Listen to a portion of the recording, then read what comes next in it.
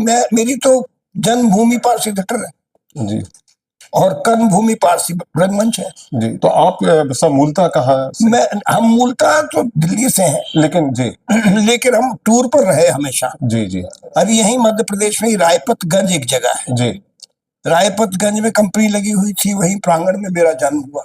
अच्छा, ये उधर कंपनी के प्रांगण में, ये रायपुर ये छत्तीसगढ़ में था। अच्छा अच्छा। हाँ, अब छत्तीसगढ़ जो में छत्तीसगढ़ हो रायपत का, गया। हाँ, जी अब तो छत्तीसगढ़ हो गया। जी तो रायपतगंज वहाँ है। जी जब आप उसमें देखेंगे ना, जी, अपने नक्शे में तो रायपतगंज दिखाई देगा। जी।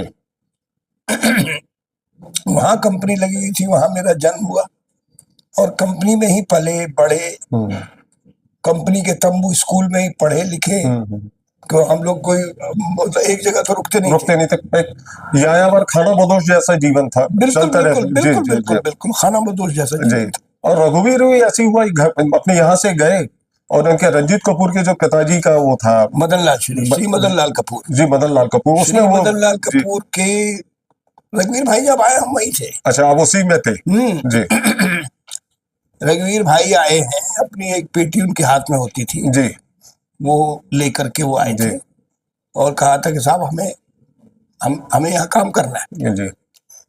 तो ये हुआ कि भाई काम करना है तो बताओ क्या करते हो तुम, क्या जानते हो जी एक्टिंग के बारे में, ये तो थिएटर कंपनी है। तो मैंने कहा हम गाना गा लेते हैं। बहुत इनोसेंट थे, तो गाना गा लेते हैं, तो गाना सुनाओ। तो गाना सुनाया, तुझको खुशियां मुबारक हो दिलरुबा। तो उनके तलफ्फुज़ कुछ जिस तरह से था कि वो खुद ही बताते हैं, आजकल तो वो खुद भी बोलते हैं, तुझको खुशियां मुबारक हो दिलरुबा, हाथ मलकर मेरी जिंदगी रह गई, ऐसे करके। और वो गाते थे, लेकिन गाते बहुत सुरीला थे, सुर में थे।